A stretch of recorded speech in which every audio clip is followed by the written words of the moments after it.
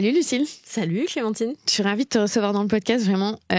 J'ai dévoré, alors j'avais lu l'autre livre, mais j'ai dévoré la BD parce que c'est fun en fait, en vrai, à lire. C'est drôle, très très imagé, donc c'est le prix à payer. J'ai un peu envie de le mettre dans les mains de tous les hommes de ma vie, qui puissent comprendre. Vous avez réussi ensemble avec Tiffany Cooper à mettre en image aussi des concepts qui font un peu lever les yeux au ciel, genre ah oui c'est bon l'inégalité homme-femme, ça va, tu vois. Et je trouve que avec une BD t'es là, c'est plus dur de contre-argumenter, tu vois ce que je veux dire, dans la façon dont on l'a mis. On s'est beaucoup appuyé sur le quotidien qu'on connaît tous et toutes. Donc en fait, c'est très imagé. Les parades habituelles, les petites conversations anodines, elles y sont pour illustrer des choses plus grandes que nous, des inégalités systémiques. Donc c'était le but de rentrer un peu par l'intimité des gens en fait, c'est vrai. Ouais, et par la banalité du quotidien en fait aussi. Donc, qui révèle beaucoup de choses qui sont ni banales ni intimes, mais qui sont politiques, enfin qui sont des choses beaucoup plus grandes que notre vie à deux en fait en couple. Alors aujourd'hui, donc on va parler. Tu parles de pourquoi le couple hétéro appauvrit les femmes et nuit à l'amour, et on va aussi bien s'intéresser à la partie pourquoi la parentalité appauvrit les femmes et nuit à l'amour, parce que clairement c'est un des aspects assez costauds dedans. Mais déjà, pourquoi est-ce que toi t'as commencer à t'intéresser au couple et à l'argent? Pourquoi parce que moi, je suis spécialisée plus à la base sur la carrière des femmes.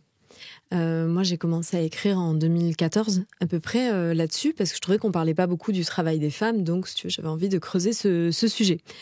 Et avec un prisme très empowerment de pourquoi est-ce qu'on n'a pas la même carrière que les hommes, quels sont les codes, comment on y arrive, nanana et tout.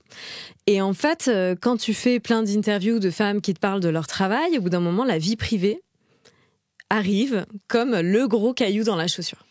J'ai mes enfants à aller chercher, mon conjoint a une bonne opportunité ailleurs. Si tu veux, je voyais à quel point c'est l'intime, du coup, et notre vie de couple, et les ajustements qu'on fait à deux quand on est dans un couple hétéro, parce qu'on a chacun une répartition des rôles un peu genrée, combien en fait ça venait être un frein à la carrière des femmes.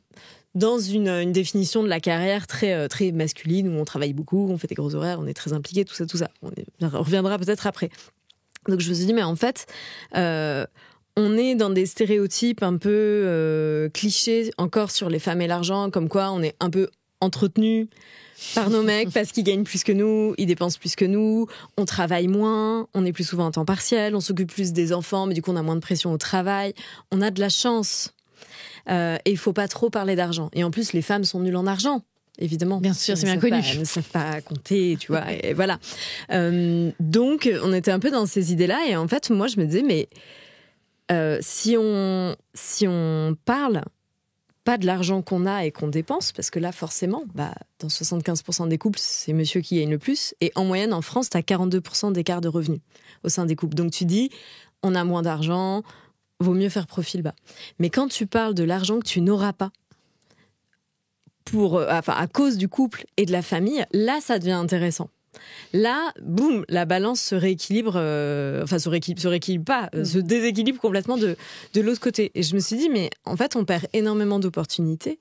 Le temps qu'on dépense gratuitement pour la famille, pour, tu vois, notre vie privée, pour arranger tout le monde, c'est du temps qui nous rapportera pas d'argent. Après, il y avait plein d'autres constats, si tu veux, de mon activité de journalisme liée aux dépenses liées au corps, à la contraception, si tu veux, de tout ce qu'on fait comme effort pour être en couple, pour être bien en couple, pour que ça tienne. Et je me disais, et dans tout ça, on nous dit qu'on profite un peu de l'argent des hommes, alors qu'en plus, moi, ce qui me faisait un peu hurler, mais voilà, c'est que les filles de ma génération faisaient 50-50. Tu vois, et j'étais là, mais en fait, pourquoi on fait 50-50, tu vois, parce qu'on défend un peu notre honneur de féministe, de dire je suis pour l'égalité, donc je l'applique chez moi, mais quand t'appliques une égalité qui n'existe nulle part ailleurs, tu te fais juste arnaquer et tu enrichis les hommes au nom du féminisme. Donc moi, ça ne va pas du tout. Donc c'est pour ça qu'en fait, de fil en aiguille, de petites constatations après petites constatations, je me suis dit, mais cette histoire du couple et de l'idéal du couple, Parce que tu peux perdre beaucoup d'argent pour un idéal que tu ne vivras pas forcément ou pas toute ta vie. Ou voilà. Ça nous coûte beaucoup d'argent. On en dépense beaucoup. On en perd beaucoup dans le sens où on n'en touchera pas beaucoup pour satisfaire l'équilibre du couple. Et puis après, bon, t'as plein aussi de règles administratives, d'État, de trucs qui sont un peu embêtants comme ça. On se dit, phobie administrative, j'ai pas du tout envie de regarder ça. Mais il y a aussi, si tu veux, des règles d'État qui font qu'au moment où tu distribues des aides familiales, des prestations sociales, en fait, là aussi, il y a des inégalités liées au couple qui défavorisent les femmes. Donc, il y avait quand même un gros sujet. Donc voilà, donc ça m'a amené à écrire Le prix à payer. Donc, l'essai, il est sorti en 2021. Et on a sorti la BD avec Tiffany l'année dernière. Ouais, je vous montre, si vous regardez sur YouTube. Voilà, une couverture qui ne fait pas peur. Qui montre de l'amour. Voilà, vraiment de l'amour. De l'amour. Ce n'est pas un livre contre l'amour, ce n'est pas un livre contre les hommes. Non, c'est une constatation assez brute et brutale, en fait, même, j'ai envie de dire, de la réalité de la société et des règles qui nous entourent, dans lesquelles on vit toutes et tous, et qui font bénéficier une certaine catégorie de la population qui n'est pas la nôtre. Oui. Et encore, nous sommes des femmes blanches, mais qui favorisent aujourd'hui l'homme dans son statut social, en fait. Pas en tant qu'être humain, parce qu'il est homme, mais ce groupe social est... Bien sûr. A des avantages que nous n'avons pas, et on va le détailler, en parler. Donc, tu as enquêté, c'est très sourcé, il y a plein de chiffres, tout ça, c'est très intéressant parce que c'est concret, comme tu disais, sur ce thème de l'argent qui reste quand même un tabou monstre dans le couple. Ouais. C'est quand même ce truc qui est là tous les jours, l'argent, mais dont on ne parle pas. Et t'expliques surtout que pour une femme, parler d'argent, ça va pas être vu de la même manière que parler d'argent pour un homme. Est-ce que c'est ça aussi la première raison qui fait que c'est un tabou ? Oui, déjà, l'argent, c'est pas un sujet glamour. Clairement, tu vas pas séduire quelqu'un en parlant d'argent. Les hommes pensent que si. Alors, voilà. On arrive du coup au double standard. Bon, déjà, on est dans ce précepte de quand on aime, on ne compte pas. Qui est vraiment juste la pire arnaque, quoi. Parce que, voilà, je trouve que ça dit combien, au nom de l'amour, tu dois t'oublier, particulièrement quand t'es une femme, ne pas compter, être dans le don, alors que, selon moi, peut-être que j'ai tort, mais selon moi, tu peux être aimé pour qui tu es. Tu peux être aimé pour défendre ton individualité. Aussi, dans le respect de ton individualité, en respectant tes besoins. Et la personne qui t'aime, elle n'est pas censée vouloir tirer avantage de toi, ou que tu sois lésé, ou que tu ne sois pas protégé en cas d'accident de la vie. C'est pas forcément... tu vois, les hommes manipulent les femmes pour se faire plein d'argent. C'est pas ça, c'est beaucoup plus insidieux, parfois.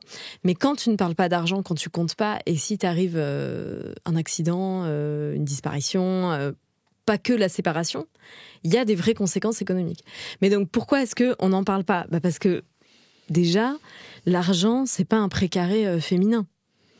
On apprend aux garçons à désirer avoir, pour avoir une vie réussie, avoir de l'argent, de la puissance, une carrière. C'est à travers ça que la masculinité, elle va être réussie, elle va être aboutie. Voilà, tu coches les petites cases.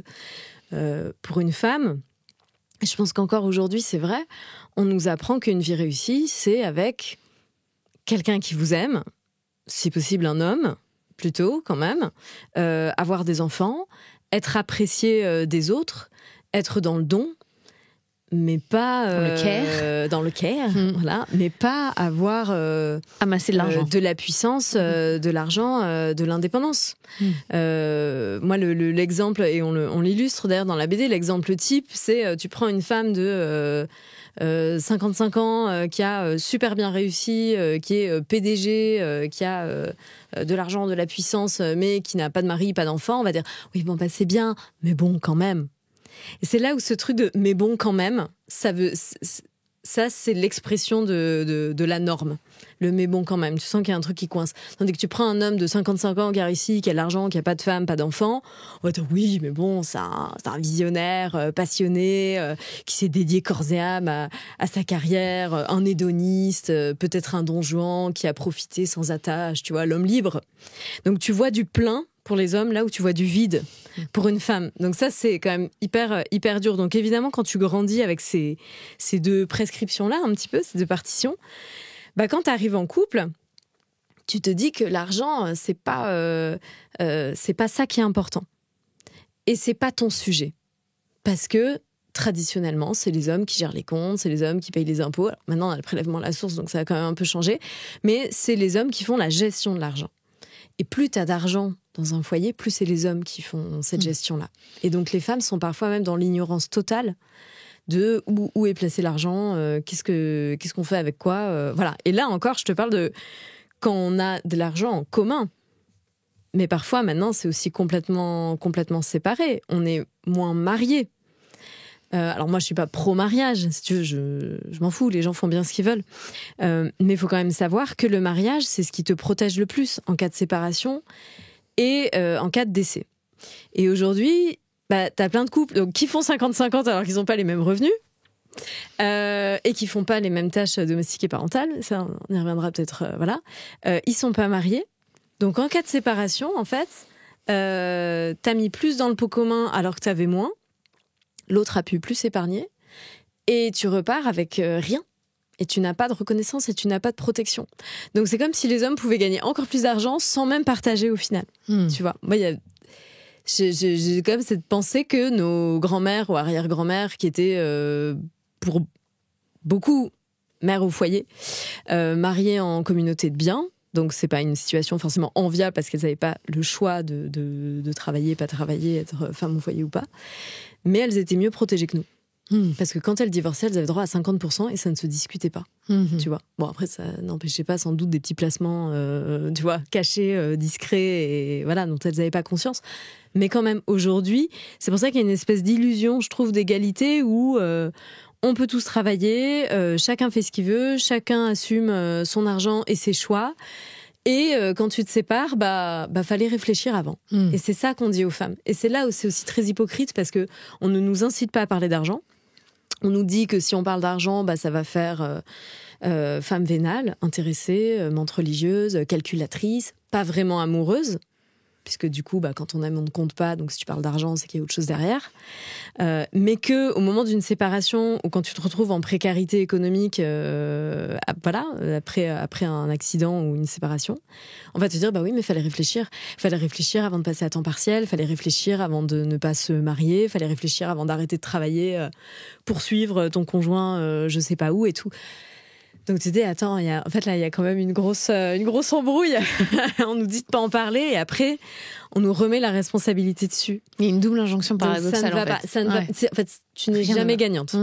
C'est toujours de ta faute et voilà. Donc évidemment que parler d'argent pour une femme, c'est pas pareil. Pour un homme, on trouve ça légitime vu qu'ils en ont plus et qu'ils doivent se protéger de la femme vénale. Et du coup, ils ont quelque chose à protéger. Et puis ils doivent s'assurer qu'on les aime vraiment pour eux et pas pour autre chose. Bon, il y en a qui s'en fichent, mais voilà. Donc c'est beaucoup plus légitime de parler d'argent puisqu'ils ont des choses à protéger. Et c'est vrai que ce double standard nous pénalise, nous en fait, d'entrée de jeu dans la vie adulte. Et tu vois, moi qui suis mariée aujourd'hui, j'ai toujours trouvé bizarre, alors qu'aujourd'hui je dirais plus jamais ça, les gens qui faisaient un contrat de mariage. Pour se protéger. Genre, pour moi, c'était, tu t'aimes, tu mets tout en commun. Où il n'y a pas de question, enfin, il n'y a rien à négocier. Moi, aujourd'hui, je suis mariée avec un contrat de mariage, en séparation de biens. Parce que j'ai une entreprise, parce que j'ai des choses à protéger, tout simplement, et parce que on a décidé ensemble et on a fait un changement. Ce qui est rare, tu vois. On était mariés sous la communauté des biens et j'ai demandé à changer. Mais il faut le dire, ça, que tu peux changer et qu'en fait, tu peux faire du sur-mesure. On pense que. Ouais, mais alors, franchement, le rendez-vous chez le notaire, il est rentable. Hein. Franchement, même moi je dis, il faudrait qu'on ait tous un rendez-vous gratuit chez le notaire pour comprendre, pour poser les questions bêtes. Il n'y a pas de questions bêtes, c'est juste des questions qu'on n'ose pas poser, mais que tout le monde se pose. Et qu'en fait, de dire là, dans notre situation actuelle, clairement, si demain il se fait écraser par un bus, qu'est-ce qui se passe ? Voilà, sans dire il va vouloir extorquer tout mon argent et tout. Si moi j'ai beaucoup entendu, tu sais avec qui tu te maries, pas avec qui tu divorces. Donc vraiment, les gens changent parfois. Mais voilà, ce truc du notaire, oui, ça coûte un peu cher, mais en fait, ça peut être largement rentable, ne serait-ce que pour être bien conscient de ce qui se passe. Après, moi, je trouve qu'il n'y a pas une formule qui est bonne. Tu peux être en séparation de biens, tu peux être en communauté, tu peux être marié, pas marié. Moi, je dis juste quand on n'est pas marié, voilà, on n'est pas protégé. Et le Pacs, ça sert à rien. Enfin, je suis désolée, mais ça sert. Alors, économiquement, hein, ça peut servir à plein d'autres choses, mais pas pour symboliquement, mais pour ça, ça sert à mettre en commun sa déclaration d'impôt.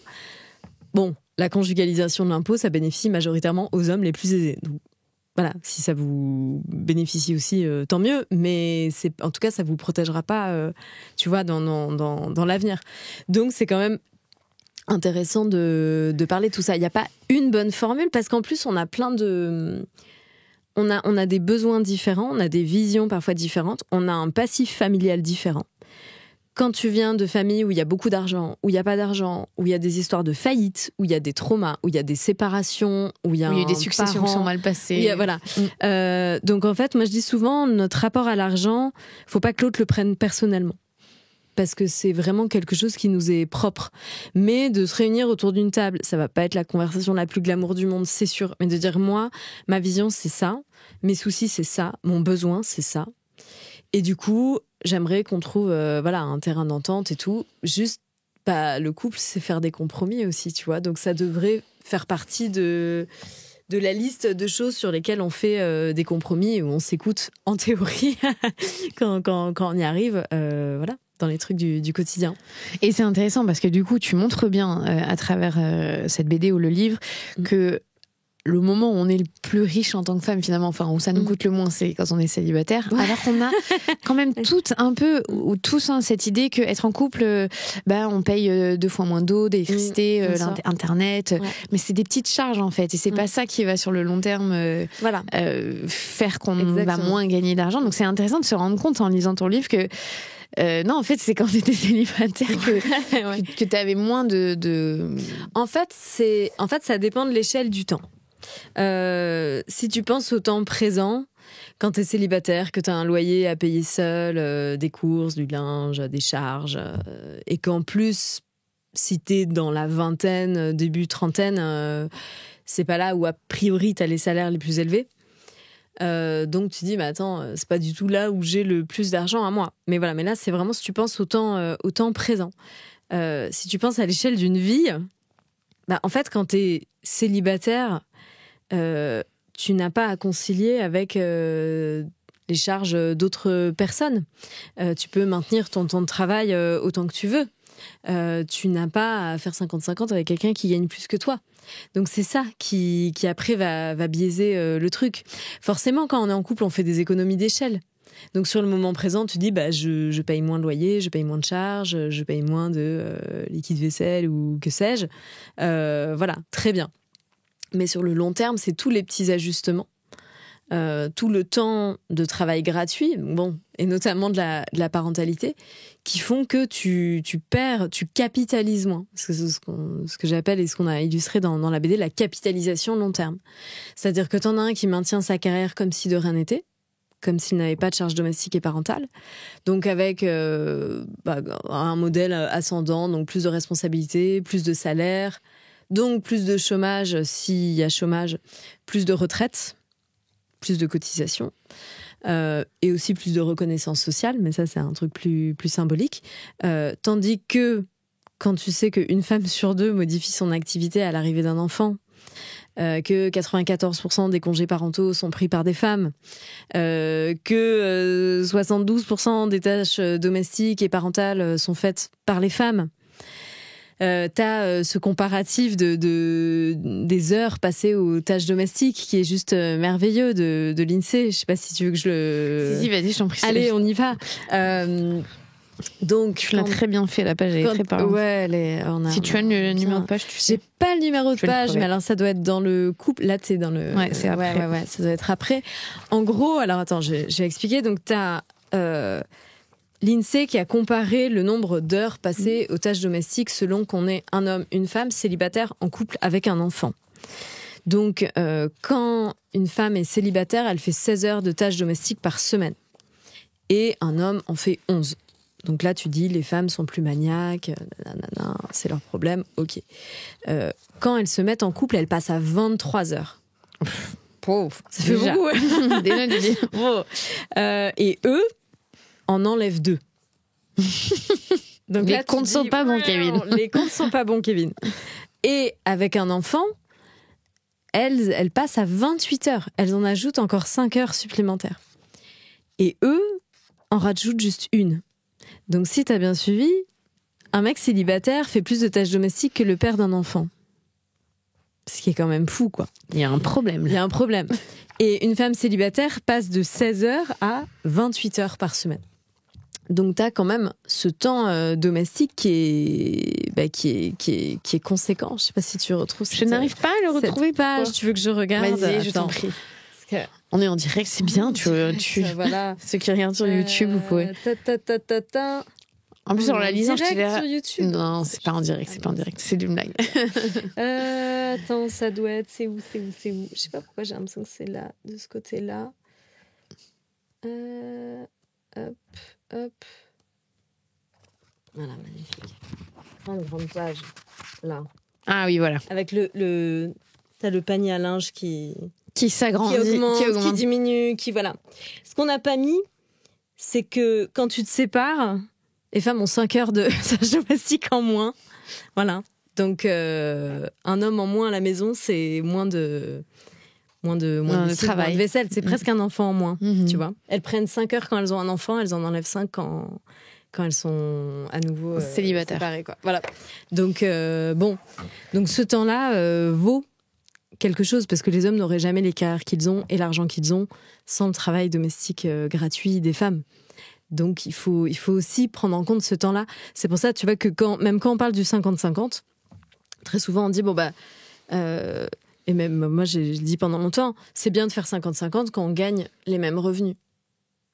Mais si tu pousses vraiment le truc, en fait, la logique impeccable, tu fais 50-50 dans les dépenses. Si tu fais 50-50, surtout si tu as les mêmes revenus, si vous faites le même temps de tâches domestiques, si vous vous occupez autant de vos enfants et tout. Parce que tu peux gagner un bon salaire, mais quand même faire la variable d'ajustement dans tous les sens. Et tu dis, oui, mais en fait, si moi j'arrêtais de faire 72% des tâches domestiques et que j'en faisais que 50, j'aurais plus de temps, je pourrais gagner encore plus. Donc tu vois, voilà. Donc tu fais 50-50 quand tu fais 50-50 sur tout. Mais ça...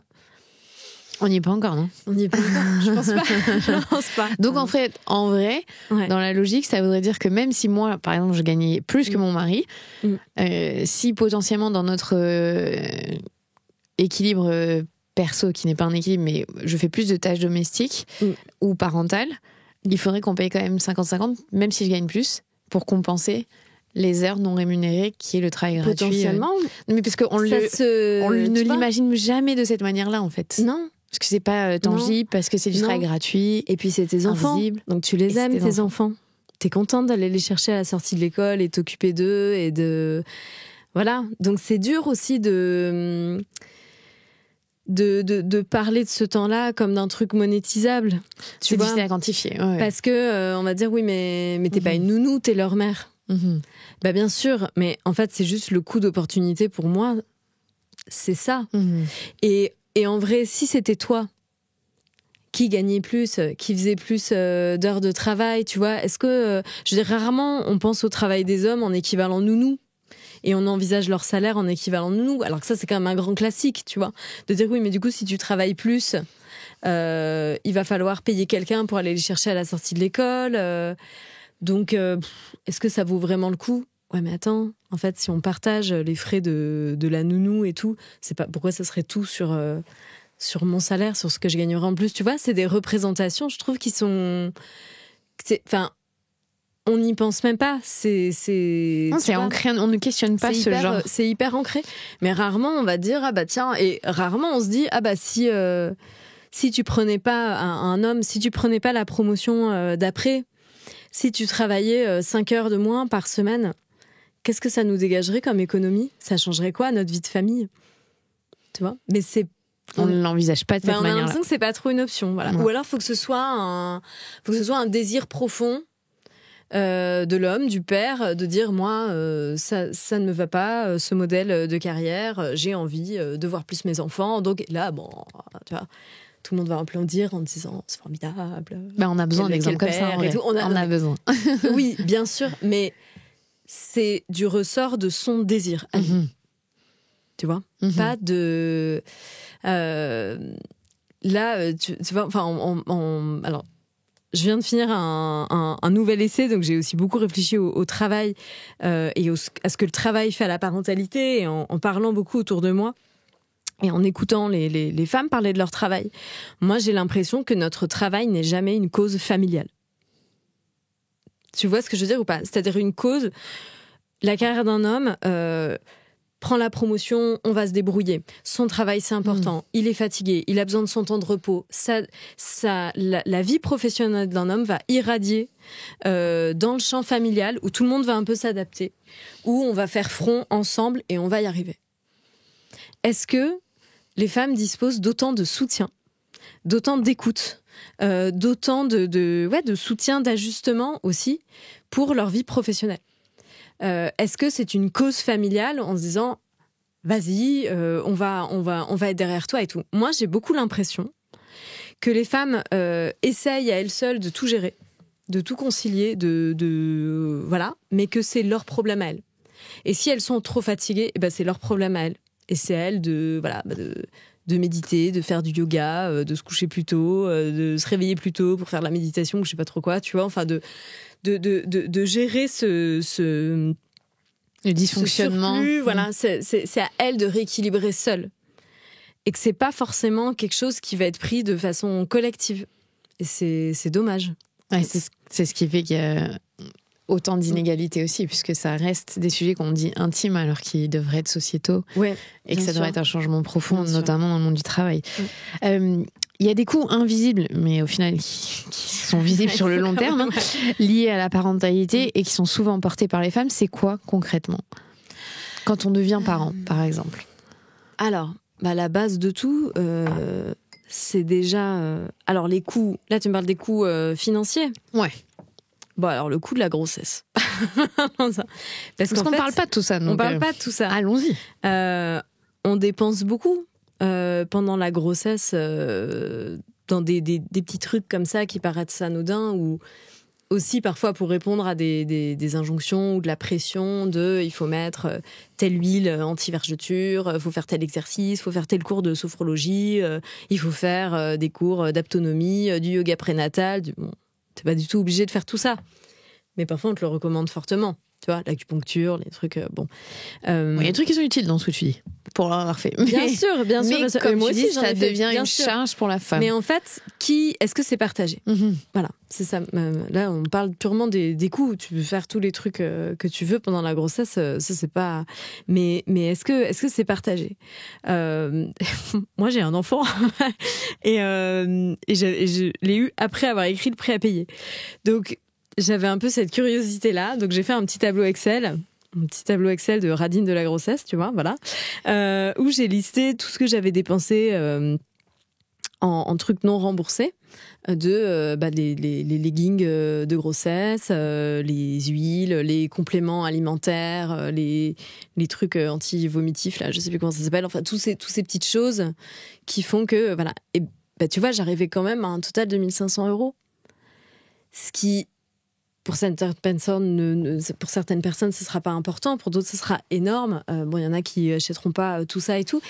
Mais en fait, tu vois, voilà. Et moi, j'ai dit à mon conjoint, moi, j'ai quand même payé tout ça, tu vois. Et en plus des potentiels désagréments physiques de la grossesse, qui ne résument pas ce qu'est une grossesse. Moi, j'ai adoré ce moment-là, tu vois, à titre personnel. Je le revivrai avec grand plaisir et tout. Mais il y a quand même... Tu vois, Mais ça coûte de l'argent. Ça coûte de l'argent. Et puis, il y a des choses quand même pas ça cool. coûte de l'argent. Le premier trimestre de la grossesse. Enfin, pardon, mais... C'est dur. C'est quand même... Enfin, moi, j'ai servi à rien pendant 1 mois. Hein. Tu vois, je dormais énormément. J'avais des nausées le matin. Voilà. Enfin, il ne s'agit pas de moi, mais je pense que c'est l'expérience de énormément de femmes. j'en réfère au livre de Judith Aquin, 3 mois sous silence, qui parle de ce tabou du premier trimestre de grossesse qu'on nous demande de cacher. Donc en fait, tu dois travailler comme s'il se passait rien, alors que t'es quand même complètement... Enfin, là-dedans, c'est tu fabriques un être humain, quoi. Tu fabriques un être humain, donc c'est quand même un petit peu quelque chose. Donc voilà, donc t'as le coût de la grossesse. Le congé maternité, alors déjà, 16 semaines, 8 semaines obligatoires pour les femmes, jusqu'à 16 semaines facultatives. Pour les hommes, c'est 7 jours obligatoires, 28 jours facultatifs. Donc déjà, t'as un écart. Et cet écart-là, il y a beaucoup de choses qui vont s'ancrer là-dedans. Des inégalités professionnelles, parce qu'on va considérer qu'un congé maternité, c'est le bout du monde en termes d'organisation. Alors qu'en fait, ça, c'est juste des managers qui ne veulent pas faire leur travail, qui est de manager, de gérer des calendriers, de combler des trous, de trouver des remplacements. Ces gens sont payés pour faire ça, tu vois. Mais une femme qui part en congé mat, c'est le Judas de l'entreprise, tu vois. C'est vraiment genre, comment tu peux nous faire ça ? Ça va être extrêmement problématique. Tu l'annonces, t'es à moitié désolé, enfin c'est n'importe quoi, alors que c'est quand même très banal de faire des enfants, et qu'en plus les managers en question qui vont y voir un gros problème ont probablement eux des enfants, mais visiblement ils ont oublié, voilà. Donc ça ancre des inégalités, et puis après ça ancre des inégalités domestiques dans l'apprentissage voilà, comment est-ce qu'on s'occupe d'un bébé, qui sait faire quoi, qui reconnaît les pleurs. Donc on met ça sur le compte de l'instinct maternel inné, alors qu'en fait c'est de l'apprentissage. Ça a été démontré que ça n'existe pas, l'instinct maternel. C'est le temps que tu passes avec ton bébé qui fait que tu développes ses capacités. C'est de l'apprentissage. Donc ça, évidemment, ça crée... donc il y a des coûts économiques, ça crée des inégalités. Professionnellement, tu vas... et tu en sais quelque chose, tu vas y perdre. Donc c'est quand même pas anodin. Et puis après, il y a toute la question de la flexibilité. Qui va chercher les enfants à l'école ? Qui s'occupe des enfants pendant les trous du mercredi ? Tu vois, c'est quand même des... Alors ça, j'en parle dans mon nouveau livre, parce que c'est pas forcément qu'une question de couple. C'est aussi le monde du travail qui est formaté par les hommes, pour les hommes, avec une culture du présentéisme et des gros horaires qui sont dans l'indifférence totale du temps parental et du temps de famille et du temps même de la vie tout court. Quand tu as 5 semaines de vacances par an et que tu as 16 semaines de vacances scolaires, ça fait quand même un gros trou à combler. Quand tu peux mettre même avant ça, t'as un bébé, tu peux le mettre à la crèche. Il y a plein de crèches, c'est à partir de 3 mois et demi. Mais toi, si t'as pris ton congé mat normalement, tu dois retourner travailler à 2 mois et demi. Donc il se passe quoi pendant 15 jours, 1 mois ? Ton enfant, il est où ? Tu vois. Et ça, c'est si t'as une place en crèche. Parce qu'il manque quand même 230 000 places en crèche aujourd'hui pour répondre aux besoins immédiats en France. Et si tu voulais par principe proposer une place pour chaque enfant, il faudrait en créer 600 000. Ouais, mais après, moi sur ça, je pense que la politique elle est juste mauvaise, c'est qu'on devrait pouvoir passer plus de temps avec nos enfants, et que le besoin il est ailleurs. Voilà. Donc ça c'est intéressant. Donc, et qu'on n'a pas tant besoin de plus de crèches, mais plus de temps avec nos enfants. Donc et comme tu dis là, le monde du travail n'est pas adapté. Voilà, parce que du coup, ensuite tu dois faire ton adaptation à la crèche. Ouais, ça c'est vrai que je l'ai lu ton livre. C'est vrai que c'est 2 semaines d'adaptation, parce qu'il y en a c'est 2 semaines. Ouais. Tu fais quoi en attendant quand tu dois aller 1 heure, 2 heures. Donc c'est quand même compliqué. Et puis après, un petit bébé, on te dit, c'est un petit bébé, donc c'est quand même pas terrible de le mettre de 8h à 18h à la crèche. Et c'est vrai. Enfin, voilà. Et puis, physiologiquement, en tout cas, leurs besoins. T'as aussi un peu envie de le voir, quoi, vu que c'est ton enfant. Donc là, comment tu fais ? Parce que le travail, on t'attend comme si de rien n'était. Et puis après la crèche, ce sera... ce sera l'école qui termine à 16h30 et les mercredis vides. Et comment on fait ? Donc là, et la logique, ce que je détaille dans le livre, la logique, c'est refourguer son enfant. C'est pas réduire le temps de travail, comme on le fait dans les pays scandinaves, où à 16h, 17h, tout le monde part parce que la vie continue. La logique, encore aujourd'hui en France, c'est refourguer son enfant. Donc, premier réflexe, les grands-parents. Bon, et quand on dit les grands-parents, on dit les grands-mères. Bon, il y a des générations de grands-parents aujourd'hui. Ouais. Bon, Ok. Non, je sais que dans les chiffres, c'est quand même les grands-mères. Après, non, mais il les garde à 2, mais qui Bien va sûr. faire les trucs, tu vois. Bien sûr, le travail domestique. Voilà. C'est les petits pots, les couches, le coucher, les pleurs la nuit. Bon, il y a des hommes qui le font. Faut pas non plus les faire passer pour des vieux diables, mais quand même, majoritairement, ce sont plus les grands-mères qui le font. Et là, c'est intéressant. Donc, ça veut dire que le travail, comme il est formaté aujourd'hui, il peut tourner grâce au travail gratuit de femmes non rémunérées. et en plus, au travail gratuit de femmes qui l'excluent. Parce que les femmes seniors, elles sont foutues au placard 3 fois plus vite. Enfin, foutues au placard, même foutues dehors, tu vois. Voilà. Et c'est tellement pas adapté pour les femmes, même pour des jeunes mères, que du coup, souvent, la conséquence, c'est de passer à temps partiel ou à 80%. Et voilà. Et on va dire, oui, mais du coup, elles ont lâché la rampe, elles ont abandonné la course. Oui, mais en fait, c'était pas possible. Mais cette logique de refourguer son enfant, tu vois, pareil, il y a le périscolaire. Il y a le centre aéré.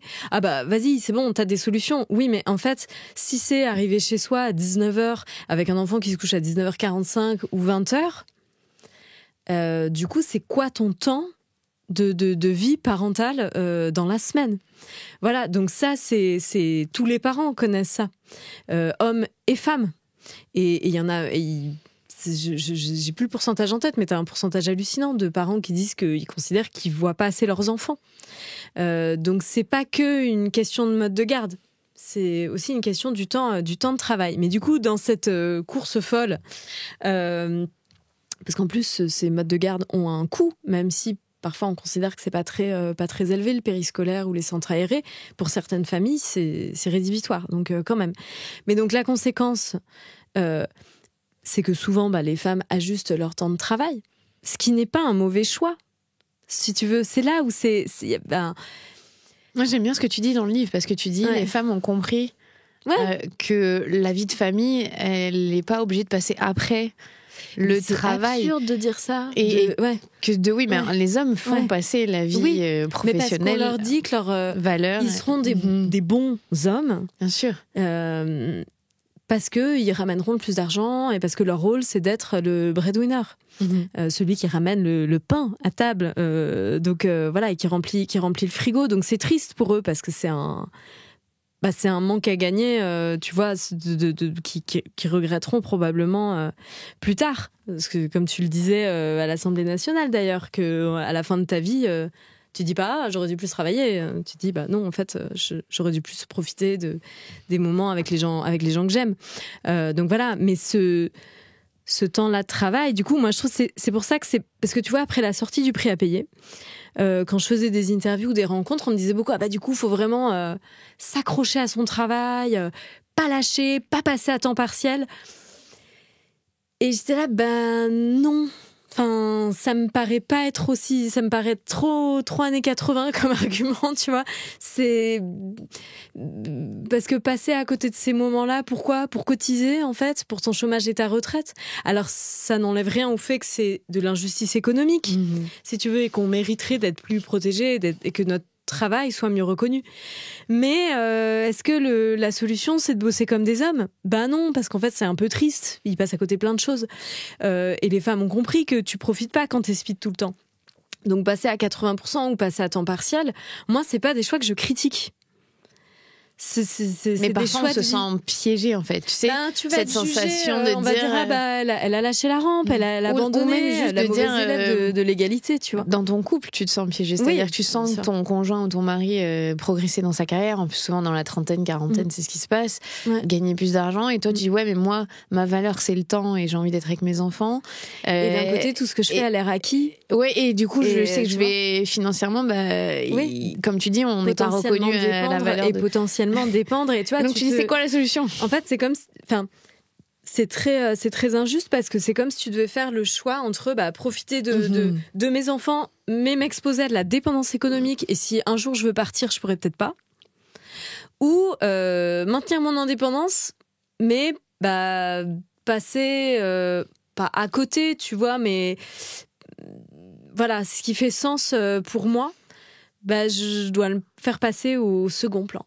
Et c'est vrai que c'est absurde quand on dit les femmes du coup font passer leurs enfants avant leur carrière. Mais c'est pas absurde en fait. C'est à quel moment Tu vois, on est censé et puis, faire tout passer avant... Et j'aimerais juste le dire quand même, c'est qu'il y a des périodes de vie, la petite enfance de nos enfants, hommes et femmes, on devrait pouvoir bénéficier de ce temps du travail pour profiter de leur... Ça passe vite quand même, mine de rien, c'est les 6, 7, 8 premières années. Après, tu vois, aujourd'hui, ma fille qui a 8 ans, quand je viens à 18h la chercher à la garderie, elle fait la tête, tu vois. Ah ouais. Genre, c'est trop tôt, ma fille de 2 ans, quand j'allais la chercher à la crèche, elle me faisait... Non, maman, va loin. Elle voulait continuer de jouer avec ses copines. Puis bon, après, elle te saute dans les bras et en effet, c'est un peu le meilleur moment de la journée. Donc, mais tu vois, il y a une période aussi dans la parentalité qu'on prend pas en compte. C'est pas linéaire. Nos enfants, quand ils sont ados, c'est sûr, ils n'ont pas le même besoin qu'on soit présent H24 avec eux que quand ils sont dans la toute petite enfance, où effectivement, c'est pas là où on devrait faire ces choix-là. Je sais plus, c'est des copines qui m'avaient partagé je sais plus, une vidéo ou un post sur Instagram cet été qui disait en fait vos enfants, vous les connaîtrez, a priori si tout va bien, vous les connaîtrez la majorité de votre vie quand ils sont adultes. Et cette phase de l'enfance, c'est un moment qui va passer en 3 secondes, donc même quand ils vous agacent, quand ils font des caprices, quand ils crient, quand ils sont fatigants, voilà, mais c'est un tout petit moment vraiment très court mais privilégié quoi. C'est pas facile quand on est dedans. Oui, c'est vrai. Mais voilà, mais cette pensée là de te dire en fait je connaîtrais peut-être plus adulte que tout petit, voilà. Donc bon, mais pour répondre à ta question initiale, donc la parentalité, voilà, les ajustements après qu'on fait, c'est énorme. C'est pas des mauvais choix. Il y a pas de solution miracle. La solution, elle est politique. Elle se fait aussi au sein des couples. Elle se fait aussi, je pense, par une remise en question de la masculinité et de ce que les hommes font de leur vie et comment est-ce qu'ils dédient leur temps et ce qui est prioritaire ou pas pour eux. C'est pas facile. Il suffit pas de dire c'est bon. Moi, je m'en fiche. Parce que voilà, on a l'éducation qu'on a et c'est très difficile de s'en défaire. Mais du coup, c'est vrai que c'est des inégalités qui vont s'ancrer, qui posent parfois des dilemmes un petit peu cruels de où je passe du temps avec mes enfants et je me mets dans une situation de dépendance où je maintiens ma carrière, mais en fait, ça n'a pas trop de sens pour moi de fonctionner comme ça. Les options sont pas forcément évidentes. Alors, tu as beaucoup de femmes qui passent... Alors qu'on freelance, indépendante. Et c'est... Alors, t'en as qui arrivent à redéfinir complètement le modèle de la réussite, qui font autrement, qui font travailler leurs employés 4 jours par semaine. Et voilà, et tout le monde a fini à 17h. Et ça, c'est très intéressant. Et puis, t'en as qui vont être les variables d'ajustement en chef. Parce que, ou même juste quand tu passes à 80% ou à temps partiel plus court, ou que t'es indépendante, t'as le temps. C'est ça, l'argument. C'est, oui, mais toi, tu bosses pas ce jour-là. Oui, mais toi, tu peux finir plus tôt. Oui, mais toi, tu peux commencer plus tard. Et ça, petit à petit, ça peut vraiment rogner aussi notre espace de travail, voilà, et notre individualité. Par extension.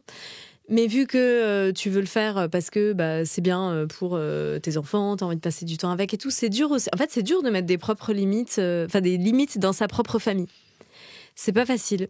Mais c'est quand même...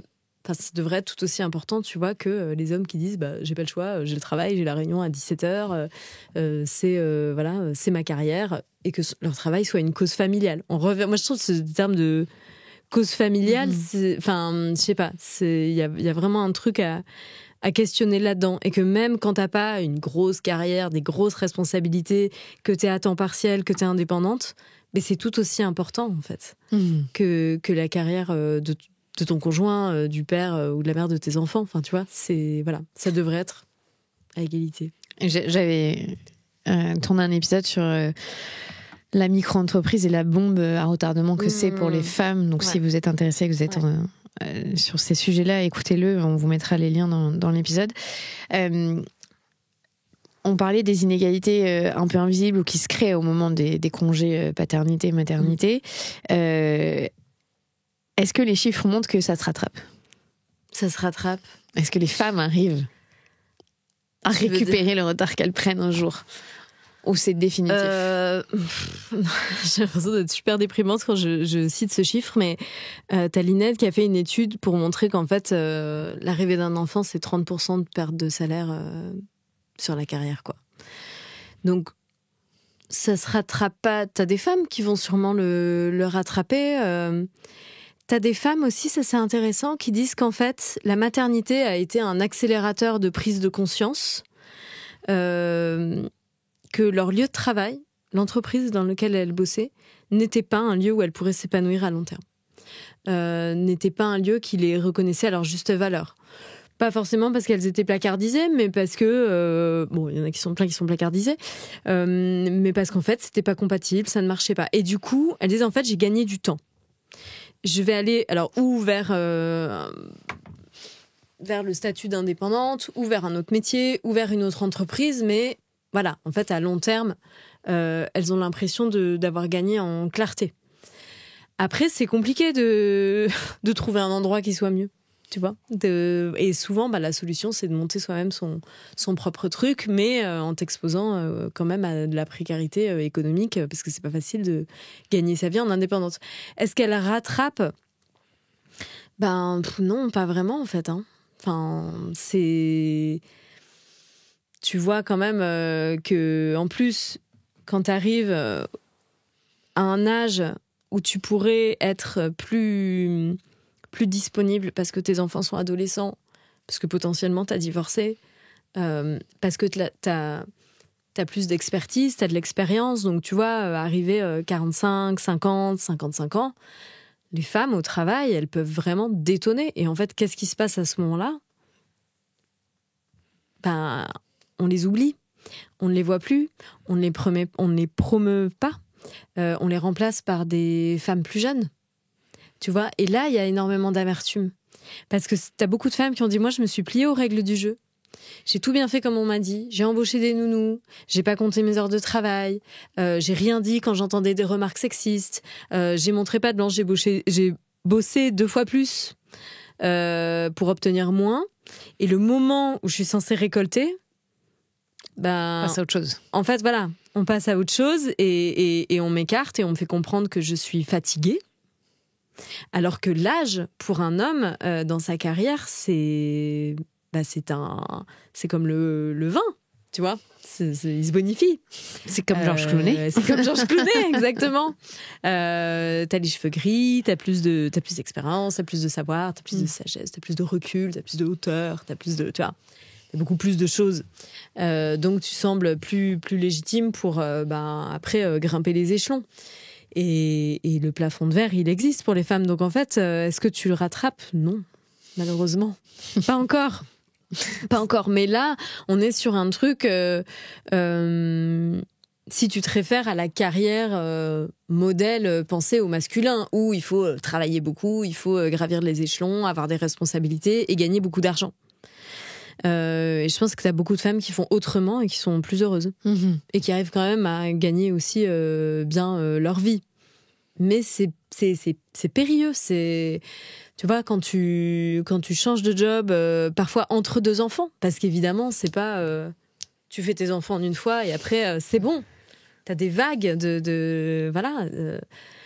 Donc, pour arriver à concilier avec un petit enfant, peut-être un bébé en plus, peut-être un autre bébé en plus, si en plus tu peux passer par des difficultés de procréation avec des parcours PMA qui sont aussi éprouvants, chronophages et coûteux.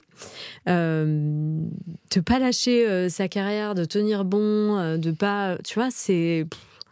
Voilà, je pense qu'il faut pas non plus se mettre toutes les injonctions en même temps sur les épaules et c'est pas grave de pas avoir la même carrière que les hommes au final, tu vois. Mais c'est injuste par contre. C'est injuste. Je pense que c'est le mot qui caractérise un petit peu quand même ton essai. C'est normal, mais après quand tu as les chiffres, c'est implacable. Tu réalises l'injustice du mécanisme. Concrètement, si on est en couple, qu'on est dans un couple classique, c'est-à-dire que l'homme gagne plus que la femme, quelle discussion on doit avoir et quel mécanisme on doit appliquer pour que ce soit le plus juste possible ? Ok. Alors, je redirais en introduction qu'il n'y a pas une solution magique type parce que voilà, on a des rapports à l'argent différents. Donc, je vais pas parler du mariage, de faire communauté de biens séparés et tout. Ça, c'est des choses qui ne me regardent pas. Mais voilà, avoir conscience quand même de ce que chaque régime implique. Et quand même se dire, c'est sain de se poser la question, si demain, l'un de nous deux meurt, qu'est-ce qui se passe ? Qu'est-ce qui se passe en termes de protection ? La pension de réversion, on y a droit, donc c'est 50% de la retraite de ton conjoint qui décède. Tu n'y as droit que quand tu étais marié. L'allocation veuvage, tu n'y as droit que quand tu étais marié aussi. Bon, c'est quand même si tu te sépares et que tu n'es pas marié, ben... Il n'y a pas de prestations compensatoires, il n'y a pas forcément de répartition financière des biens. Donc voilà, là, chacun repart avec ce qu'il a pris et ça peut être dur. Mais donc concrètement, hormis ça, moi, ce que je trouve intéressant, c'est d'avoir une... Alors, bon, déjà, 50-50, pourquoi pas, mais si on fait 50-50, surtout. Les tâches domestiques, si on a les mêmes revenus, si on s'occupe en temps des enfants et tout. Mais là, je te disais, c'était dans le cas où ah oui, l'homme monsieur gagne. Ouais. Okay. Alors, cas classique, quoi. Ouais, quel classique. Donc déjà, ne pas faire 50-50, du coup, dans ce cas-là. Le prorata, c'est quand même le système le plus juste. Donc chacun paye à la hauteur de ses revenus. Tu vois, on additionne les revenus, ça fait un total. Donc moi, mes revenus, ça représente 30%. Donc je vais payer 30% des courses, des meubles, des vacances, des trucs, tu vois. Enfin, je dis 30%, mais voilà, qu'importe le montant. Ce qu'il faut faire attention, je trouve, ce à quoi il faut faire attention avec le prorata, c'est l'effet d'entraînement. Parce que souvent, c'est celui qui gagne le plus qui donne le là sur le niveau de vie. Et je prends toujours l'exemple des vacances. Toi, tu peux partir en camping dans la Creuse, admettons, mais ton mec, il a envie de faire des vacances à Cuba. Parce qu'il en rêve depuis toujours et tout. Et tu dis, oui, mais moi, les vacances à Cuba, ça va être un peu trop cher. Il dit, oui, mais c'est moi qui paye. C'est moi qui paye les billets d'avion. Toi, tu paieras les trucs sur place. On se dit, bon, bah, c'est faire, tu vois. Je vais payer en gros 30% du voyage et lui 70%. Sauf qu'en fait, ces 30% du voyage à Cuba, c'est peut-être toujours plus que ton camping dans la Creuse. Et derrière, ça peut créer de la redevabilité. Parce que quand tu vas rentrer chez toi et que tu es de retour dans le quotidien et que tu as envie de demander à ton conjoint de faire la vaisselle, de faire les courses ou de gérer telle ou telle chose, c'est-à-dire, ouais, mais quand même, il m'a emmené à Cuba. Enfin, tu vois, ça fait un peu vache de lui demander derrière de faire, tu vois. Donc, en fait, le prorata, c'est le meilleur système, en l'absence d'autres, mais il faut pas que ça crée de la redevabilité. Parce que si ça crée de la redevabilité, c'est pas une vraie égalité. Tu vois, enfin, c'est pas une vraie équité. Tu dis, oui, mais du coup, je paye moins, donc je dois compenser ailleurs. Ben non. Parce que l'effort, pour toi, c'est le même. Voilà, c'est juste proportionnel à vos revenus. Mais ça, c'est très dur. Parce que si tu as le regard des autres, quand tu vis dans un grand appartement, pareil. Hein, si toi, tu peux payer un appartement de 25 mètres carrés, et ton mec, il veut être dans 65...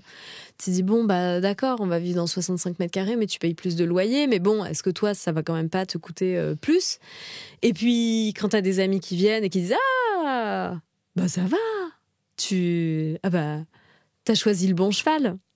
Tu vois, c'est des trucs où t'as toujours un peu cette suspicion de la femme profiteuse, tu vois, qui bénéficie des largesses de son conjoint, alors que c'est plus compliqué que ça quand même, et que c'est très injuste. Donc ça, voilà. Mais le prorata, si on veut pas se marier, faire un testament. Enfin, voilà. Mais là, pareil, le rendez-vous chez le notaire en posant les questions bêtes, très bien. Je renvoie aussi au compte d'Héloïse Boll, Oseille et compagnie, qui parle super bien de tout ça et de toutes ces choses, tous ces contrats qu'on valide sans même les lire, en fait, tu vois, voilà, et les conséquences que ça peut avoir. Après, moi, ce que je trouve intéressant pour avoir une conversation sur la gestion du budget, c'est de penser à l'envers, c'est de penser à l'épargne dont chacun a besoin, plus qu'à notre pouvoir d'achat. Parce que souvent, on dit, bon, toi, tu gagnes tant, moi, je gagne tant, on va dépenser tant, et voilà, et on met dans le panier, et ça va rouler. Mais c'est intéressant de se dire, en fait, toi, combien est-ce que tu as besoin d'épargner ? Parce que là, ça va dire d'autres choses sur notre rapport à l'argent et sur notre passif. Parce que tu peux avoir quelqu'un qui gagne pas beaucoup, mais qui sait qu'il va y avoir de l'héritage familial derrière. Donc il s'en fout de l'épargne, tu vois. Et quelqu'un qui gagne beaucoup plus et qui dit oui, mais moi, j'ai pas d'héritage familial derrière.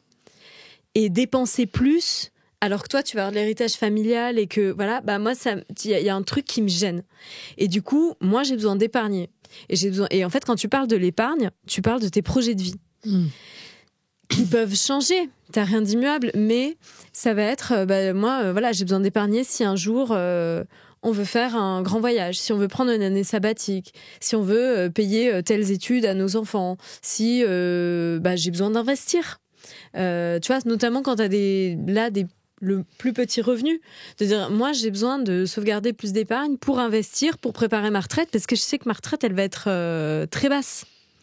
Donc il y a un enjeu aussi même de vie commune pour nous après derrière, parce que si j'ai une retraite toute petite, ça va peser sur toi. Enfin, tu vois, tout est un peu imbriqué. Mais de se dire voilà, j'ai besoin d'épargner pour m'acheter tel truc important ou pour un jour peut-être monter mon entreprise. En fait, tu peux avoir plein de projets différents. Mais du coup, c'est intéressant parce que tu parles de tes besoins, de ce qui te fait peur, de ce qui te rassure. Et tu parles de projet de vie. Et c'est quand même plus intéressant que de parler de zéro sur un compte en banque, ce qui là renvoie un peu plus au truc de amasser l'argent, truc un peu vénal, de juste garder son petit argent pour soi et tout. Et tu vois, alors que c'est pas ça. C'est rarement ça le sujet, tu vois. C'est vraiment. Et même si c'était ça. Et même si c'était ça, ça permet de bien dormir, tu vois. Chacun est différent là-dessus. Donc moi, je trouve que partir de l'épargne, c'est intéressant. Ça peut être intéressant. Ça fait voilà. Mais du coup, tu vois, par exemple, ça peut donner des logiques différentes. Donc si il y a une augmentation de salaire, s'il y a une augmentation de revenus, bah du coup, c'est quoi la logique ?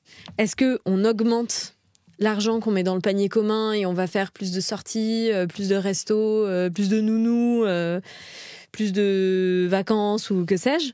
Ou est-ce que on garde le même budget parce que notre train de vie nous va comme ça et qu'on n'a pas besoin de, tu vois, envoyer de l'argent, voilà.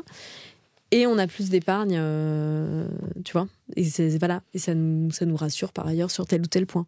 Moi, c'est voilà, prorata et en parlant de l'épargne, je trouve ça intéressant. Après, il faut évidemment aussi mettre sur la table le temps de travail domestique et parental. C'est pas facile, hein. Mais c'est quand même dire, bah là, si je compte sur ces 2-3 dernières semaines, qui allait chercher des enfants, qui a fait ci, ça, qui a... Voilà. Et du coup, ça me fait finir plus tôt, ça me fait commencer plus tard. Le mercredi, tu vois... Enfin, c'est quand même fou, quoi, le trou du mercredi, comment tu le gères. Enfin, tout ça... Moi, j'ai dit, attends, ma commune a refusé nos demandes du mercredi dans notre centre aéré de secteur. Ouais. Et donc, il m'a envoyé à un truc à 20 minutes de route de chez moi. J'ai 3 enfants. Je dis, non, en fait, je veux pas. Donc, je me retrouve à garder mes enfants parce que la commune n'a pas assez de place au centre aéré autour de chez moi. Et t'es là, mais moi, je peux me permettre d'ajuster. On se débrouille avec les grands-parents et je vais les garder. Mais tu dis, tout le monde n'a pas cette flexibilité, en fait. Et en fait, le périscolaire, c'est 8 enfants sur 10 qui sont pris. Qui sont dans une commune qui est équipée. Mais avec une offre périscolaire. Donc, ils habitent dans une commune qui offre du périscolaire. Mais après, il n'y aura pas de la place pour tout le monde. Donc, il n'y a pas 100% de place pour tout le monde en périscolaire. Voilà. Et puis après, est-ce que...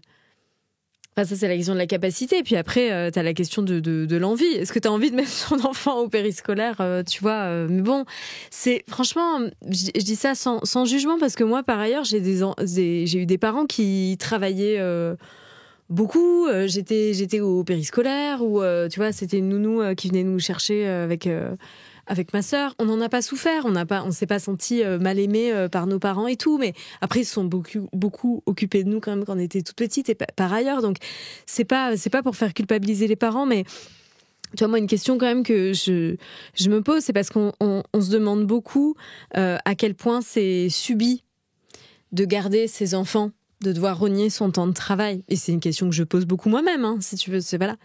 Mais on peut on devrait, je pense, la poser dans le sens inverse. À quel point c'est subi d'aller au travail, alors qu'en fait, t'as des enfants en bas âge que t'as envie de voir, tu vois. C'est aussi l'envie des parents de voir, même si, oui, ils sont fatigants, tu vois, mais quand même. Et ce temps-là, ouais, ça passe. Moi, tu vois, j'ai une fille de 2 ans, je suis indépendante. Je crois qu'il y a pas une semaine où je me dis, mais comment on aurait fait si on était tous les deux salariés ? Parce que mon mec est salarié et a des horaires décalés en plus, donc parfois, tu vois, c'est des soirées, c'est des week-ends, et il y a tellement de fois, tu vois, où je me dis, mais comment font les gens, en fait ? Là, adaptation à la crèche, tu vois, des enfants qui hurlent parce que, en fait, il n'y a pas le choix. Et leurs parents retournent travailler et voilà. Et c'est un peu dommage pour tout le monde, en fait. C'est clair. Et c'est marrant parce que tu vois, ton essai sur le prix à payer du couple, dès que tu abordes la parentalité, du coup, tu percutes forcément avec le monde du travail. Mais oui. Ces 2 sujets-là sont forcément liés. Ça se tient la main. Ouais, et ça, ton essai, du coup, est la suite logique du prix à payer. Ouais. Mais c'est vrai que, regarde, là, aujourd'hui, je m'étais dit, on avait parlé du couple, mais en fait, on parle quand même beaucoup de l'organisation du travail. Bien sûr, qui n'est pas pensée pour les familles. Je dis même pas les femmes, mais les familles. Parce qu'il faudrait parce que les hommes aussi. Bien sûr. Ouais. C'est-à-dire que dans le prix à payer, je parle beaucoup du coût de la... Enfin, du coup, de la parentalité. Et même, tu vois, moi, j'ai du mal à dire le coût de la parentalité. C'est comme quand on dit, voilà. Et même le coût de la maternité, parce que pour moi, c'est pas... Enfin, oui, si tu veux, si on veut pas se prendre la tête et parler rapidement, on dira ça. Mais c'est pas être mère, le problème. C'est pas le coût de la maternité, c'est le coût du sexisme au travail. Tu vois, c'est vraiment... Oui, là, on dépose sur les épaules des femmes le dire, problème. Avoir des enfants, ça limite la carrière. Mais non, c'est vos règles du jeu à la con qui limitent. Enfin, je suis d'accord. Il y a combien 100%. De gens qui font des enfants chaque année, tu vois ? Enfin, c'est quand même pas. Et c'est là où c'est hyper injuste parce qu'on fait passer au travail, on fait passer les femmes pour des éléments minoritaires, pour des profils très particuliers, tu vois, et que du coup, si on ajuste trop, c'est faire du favoritisme, où on se dit si tout le monde faisait comme ça, on s'en sortirait pas. Oui, mais en fait, c'est la vie de tout le monde. Et ça tient sur le travail invisible des femmes, qui sont exclues par le monde du travail. Donc, il y a un truc qui va pas. Enfin, ouais.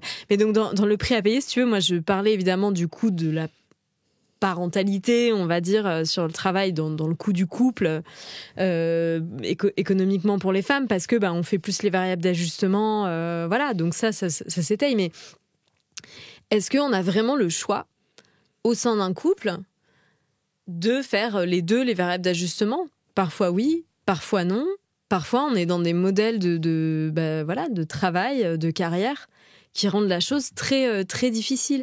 Et c'est un peu injuste de renvoyer... c'est un peu facile de renvoyer au couple en disant vous avez qu'à moins travailler tous les deux. Bon, le travail, c'est politique aussi. L'intime, c'est politique. Le travail, c'est politique aussi.